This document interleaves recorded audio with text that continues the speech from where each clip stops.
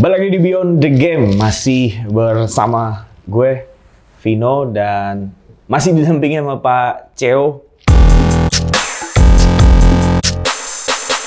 Sekarang sedang siap-siap mau nonton Inter ya? Oh siap-siap, bukan siap-siap nonton Inter, siap-siap merayakan kemenangan Inter gitu loh. Kayaknya ya ini kayak jadi obrolan rutin setiap tahun ya, setiap season mau mulai, bahkan gitu kan, entah itu pas lagi in season pasti, tapi ketika musim mau mulai itu ya pasti ada yang isu-isu masalah tunggakan gaji. Dan lu juga pasti banyak dong teman-teman gue wartawan yang WhatsAppin tentang ada nggak nih masalah penyelesaian gaji tunggakan musim lalu. Yang gue pengen tahu sebelum masuk ke pertanyaan yang ada di list adalah bagaimana ketika ada klub yang ketika mau mulai musim baru dia masih punya tanggungan di musim sebelumnya. Pertama sih Forza Inter per sempre lah. Nah itu pertama itu. Kedua adalah tentang masalah tunggakan gaji ya. Nah ini memang klasik problem yang selalu terjadi dan memang susah dihindari. Tapi reaksinya akan lagi kita lihat bagaimana cara dan segala macamnya, reaksinya, penanggulangan dan solusi dan lain-lain.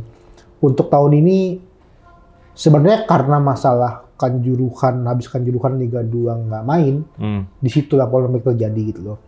Kalau Liga 1 mungkin adalah beberapa yang akhirnya belum terbayarkan, sebulan, 2 bulan itu ada laporan masuk juga ada.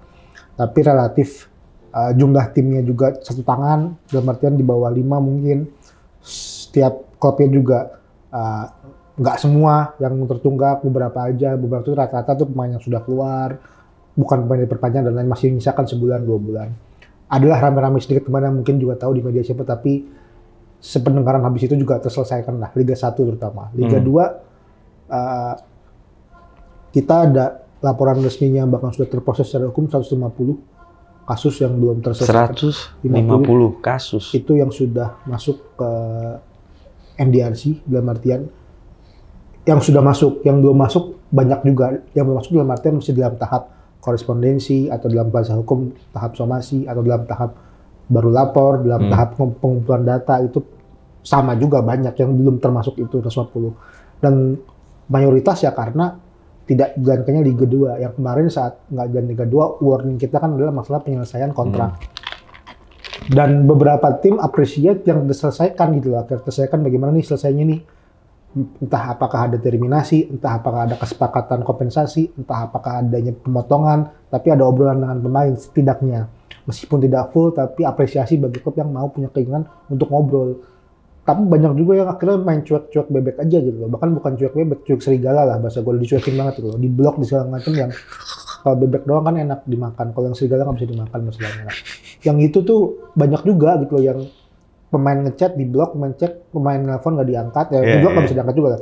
Sampai DM segala macam, sampai ngomong di media juga banyak lah. Totalnya 150 tadi lah pemain tadi yang akhirnya nggak selesai dengan sendiri, atau bahkan dicuekin, nggak dapet chance buat ngobrol, lapor ke APPI. Dan karena masalah tidak jalannya Liga 2. Seharusnya seperti apa, itulah fungsinya, kan sudah terbentuk katanya divisi lisensi klub. Nah, fungsinya memberikan verifikasi berdasarkan lisensi klub yang asas atau regulasi klub licensing regulation yang pakai 5 aspek tadi. Salah satu aspeknya kan masalah finansial kan. Di luar youth development, di luar infrastruktur, di luar masalah legalitas, pokoknya finansial lah yang masalah gaji itu. Yang harus terselesaikan karena sebenarnya dengan tracknya itu dari APP mungkin dulu ada di tahun 2022 sebelum Liga 2 itu meningkat. Tapi nggak tahu peaknya di situ. Udah habis kejadian kanjuruhan turun lagi nih sekarang gitu. Kenapa bisa dibilang peaknya meningkat? Karena tahun lalu Liga 1, Liga 2 berjalan dengan tanpa tunggakan. Harapannya muncul, kan harapannya ketika itu terjadi menjadi lebih baik lagi. Dalam artian jumlah klub yang lebih sedikit, yang menunggak, terus juga lebih patuh secara masalah keuangan, klub-klub untuk lebih membayar lagi gajinya atau ada komunikasi. Harapannya kan berkurang angkanya lah. Tapi ini bukannya berkurang, malah prosesnya makin dipersulit lah. Makin tidak rapi secara internal di organisasi untuk masalah penyelesaian sengketa. Nah, ada yang dari Desember sudah punya kasus, juga belum selesaikan, belum ada putusan. Ada yang bahkan kanjuruhan terjadi bulan Oktober. Tapi ada yang gaji Agustus belum terbayarkan gitu loh. Harusnya mungkin terbayarkan di Oktober karena telat sebulan 2 bulan, tapi karena Kanjuruhan dimanfaatkan jadi nggak bayar semua. Itu ada. Jadi ya, tak bilang peaknya di tahun lalu di bulan Jun Julai sebelum Liga 2 dimulai, tapi abis itu malah turun lagi, turunnya bahkan melebihi apa yang terjadi setahun 2 tahun terakhir. Turun lebih parah. Sekarang sih keadaannya seperti itu. Nah, harusnya dengan verifikasi yang benar, berasaskan regulasi ya, bukan berasaskan kemampuan. Kalau kemampuan setiap orang, apalagi setiap klub punya kemampuan berasasnya regulasi, harusnya klub-klub yang bermasalah tidak diikut sertakan. Klub yang tidak diikut sertakan, tapi kan tidak semudah itu full go show. Pasti. Dari yang sudah-sudah kan, main lagi gitu kan. Cuman kalau boleh tadi lu bilang, dan koreksi kalau gue salah, sebenarnya kan penunggakan gaji itu muncul ketika adanya ketidakpastian berjalannya satu kompetisi. Katakanlah kemarin tahun lalu ada Liga 2 yang dimana ketika setelah kejadian Kanjuruhan diputuskan untuk tidak bergulir lagi, sedangkan beberapa klub sudah signing pemainnya sampai bulan kapan, tiba-tiba harus berhenti. Kemudian waktu zaman COVID-19 harus tertunda lagi. Jadi kan memang rangkaian itu dimulai dari ketidakpastiannya kompetisi, sehingga muncul muncul tunggakan-tunggakan gaji itu yang dimana mungkin kalau dalihnya pemilik klub tuh, kontraknya kan sampai bulan ini gitu kan. Tapi kan liganya stop Pak, gini kan ada. Baik lagi yang tadi kita bahas di awal, ada mungkin kelalaian yang memang pembiaran ya. Maksud gue banyak juga prestasi klub yang akhirnya tidak melakukan pembiaran, diobrolin, disepakati, meskipun nggak full kok. Secara gaji, secara kontrak itu tidak full. Cuman ketika diomongin, diberikan pemahaman dan disepakati angkanya sekian ya, sekian yuk kita sepakati gitu, atau mungkin bagaimana caranya lah. Tapi diajak ngobrol dengan baik-baik, itu juga banyak. Yang 150 ini kan yang saya bilang yang terjadi pembiaran. Ketika yang diblok. Iya, diblok nomornya segala macam, ganti nomor mungkin segala macam. Terus ada Kanjuruhan, Liga 2 nggak mulai. Dia didiemin aja jadi pembiaran dengan dalih nggak mau. Gua rasa kalau pakai bahasa humanis, setiap orang pasti akan bisa bernegosiasi lah. Apalagi asas Indonesia kan lebih mengutamakan kekeluargaan bahasanya gitu kan. Pasti mau kok diajak ngobrol. Cuma kan berarti itu tidak adanya kemauan untuk mensetelkan masalah yang muncul, makanya muncul angka-angka itu. Dan COVID pun juga kan sebenarnya rule dari FIFA adalah untuk disepakati bagaimana penyelesaiannya. Kalau nggak ada kesepakatan ya cari sampai selesai sebelum masuk masalah ke ranah pengadilan. Nah, akhirnya kan diputuskan oleh NDRC dan angkanya disesuaikan di sana dan harus dibayarkan. Itu mengapa? Maksudnya karena COVID aja yang sifatnya force majeure yang seluruh dunia mengalami, bisa diselesaikan kok sebelum Liga dimulai.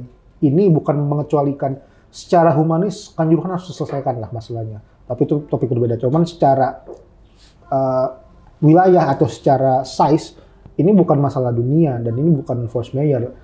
Mengapa yang lebih besar aja bisa terselesaikan? Ini yang masalah sifatnya domestik dan lokalisir, lebih banyak yang tidak terselesaikan. Makanya peaknya cuma terjadi tahun lalu, tahun ini malah menurun dengan drastis di masalah penegakan hukum dan masalah penyelesaian kontrak.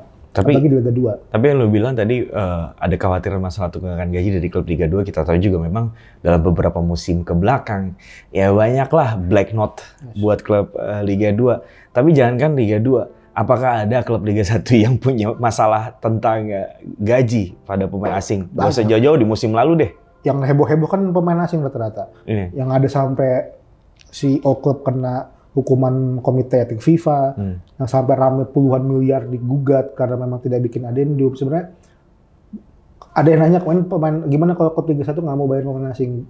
Optimis lah kalau bayar gaji sih mampu rasanya ya, karena pasti kan sudah dihitung dan sekarang relatif lebih punya hitung-hitungan lebih sistematis lah klub Liga 1. Cuman pengetahuan knowledge bagaimana cara mendatangkan pemain asing, bagaimana sistemnya itu yang masih sering salah. Kontrak pemain asing sembarangan, dalam artian tidak lolos medis, tidak lolos kita segala macam, tidak lolos verifikasi liga. Itu kan mempengaruhi nanti kontraknya dia dan itu jadi polemik. Bagaimana nanti ketika di tengah-tengah amit-amit kita terjadi suatu masalah yang harus ada lagi.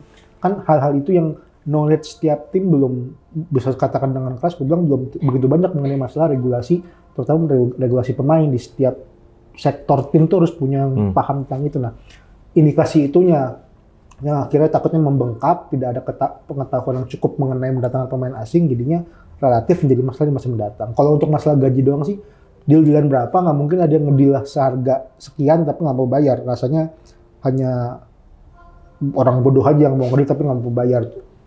Itunya bisa lah PD. Tapi ketika ada case, itu yang suka bingung tuh gimana caranya gitu loh.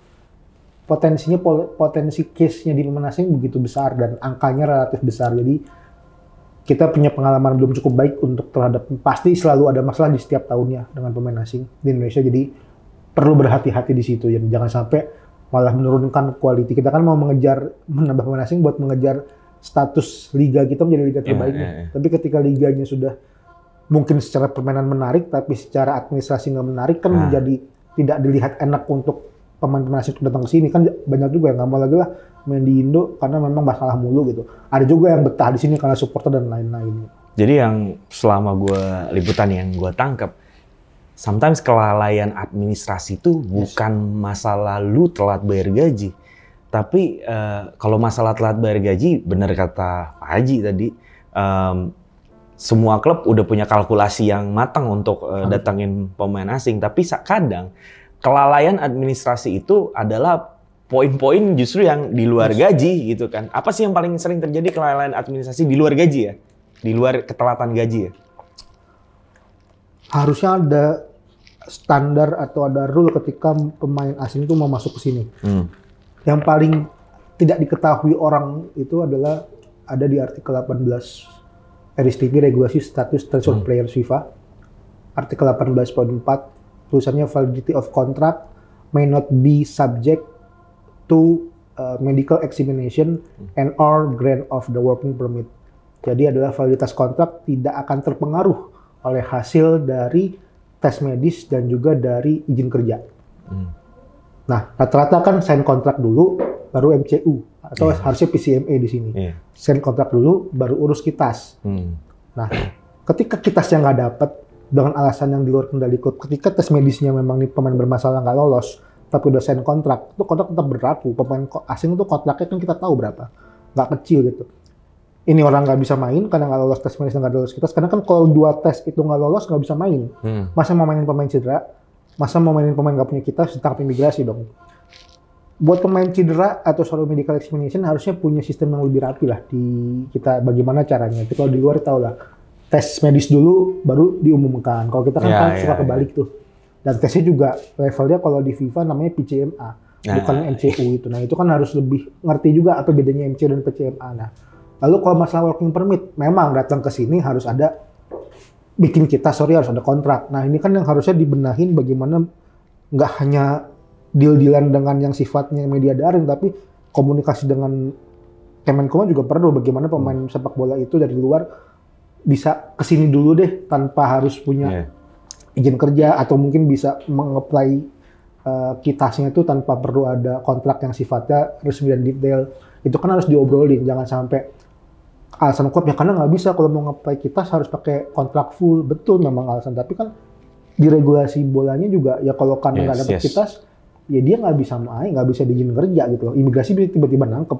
Jadi begitu banyak hal sebenarnya dengan penambahan pemain asing baru. Gitu-gitu kan pada nggak ngerti tuh.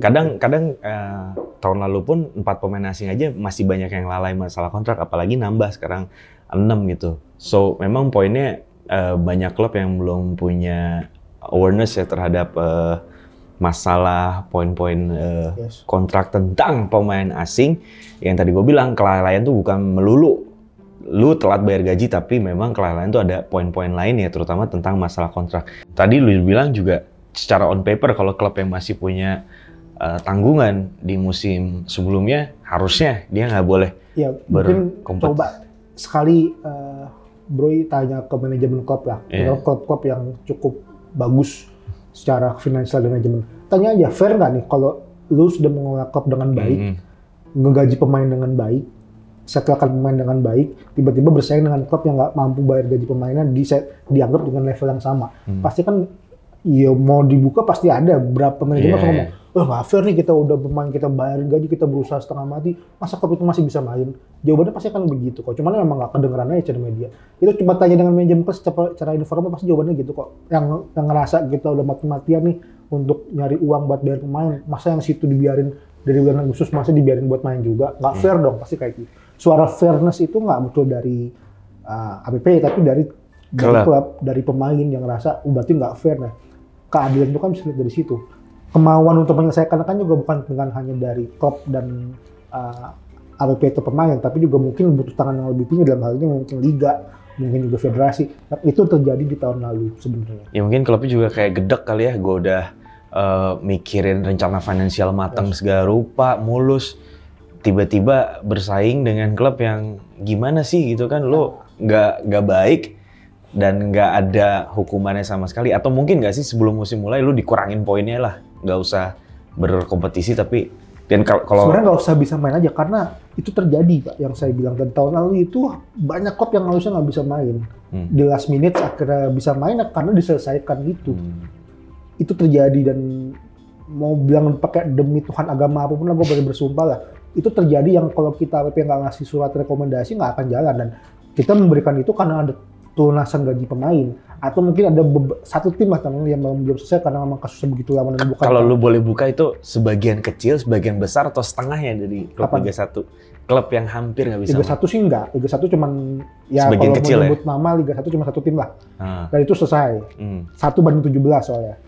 Liga 2 ini kalau nggak salah sebagian besar? Nggak di bawah 50% sih, tapi okay. 7-8 tim adalah. Oh gitu. Tahun lalu. Dan lu bikin rekomendasi kalau nih sebenarnya nggak boleh berkompetisi sebelum lu selesain dosa-dosa lo. Butuh surat APPI menyatakan bahwa ini telah lunas tunggakan. Dan kita mengeluarkan itu kalau benar-benar lunas dong. Dan itu terjadi. Dan apakah bagaimana caranya komunikasi dengan Liga, dengan VSSI yang akhirnya membantu itu, bagaimana cara lunasinnya gitu loh. Kalau kita nggak punya uang, ya gimana caranya biar bisa ada uang, pakai uang apa, jaminannya seperti apa, kan itu ada proses dan prosedurnya, dan ini tahun ini belum begitu terjadi secara cukup baik lah. Gitu. Terakhir yang gue pengen tahu nih, apa sih sebenarnya seharusnya upaya dari klub yang masih punya masalah finansial di musim lalu yang harus mereka lakukan di menjelang musim baru ini dari sisi klubnya, upaya yang harus mereka lakuin? Kalau dari klub ya cukup harus hati-hati dalam membuat kontrak dengan pemain lah. Apalagi kalau tadi balik lagi ke tentang asing, dia harus lebih teliti dan lebih rigid ketika ngomongin pemain asing, registrasi seperti apa. Pemain lokal ya cukup harus tahu budget dia seperti apa per tahun, mampu nggak dia mendapatkan pendapatan sebegitu besarnya. Tapi kalau boleh menotis lebih besar sih bukan dari sisi klub, karena pasti klub punya kepentingan sendiri. Yang tidak punya kepentingan di sini justru dari federasi dan liga harusnya. Ketika dia pengen naik kelas, berarti yang ikut tuh harus orang-orang berprestasi, bukan gitu. Kita ngomongin sekolah dengan level yang lebih baik daripada sekolah lain, pasti dia menginginkan pesertanya atau murid atau guru yang lebih berkualitas. Nah, bagaimana ketika ingin naik kelas liga, tapi yang pesertanya punya tunggakan atau punya masalah kontrak yang terselesaikan. Butuh standarisasi yang cukup clear dari federasi dan liga untuk membuat siapa sih pesertanya. Pemain bisa dibatasi dengan pemain asing, dibilang meningkatkan value kualitas, berarti klub juga harusnya ada dong. Standar klub yang mampu untuk berkompetisi itu dengan klub-klub yang memenuhi standar apa aja sih. Nah, ini yang perlu justru kalau mau nembak, gue lebih senang nembaknya kepada yang pembuat kebijakan. Karena kalau klub pasti punya kepentingan dan alasannya sendiri. Nah, di sini kan federasi sama liga harusnya nggak punya kepentingan dong.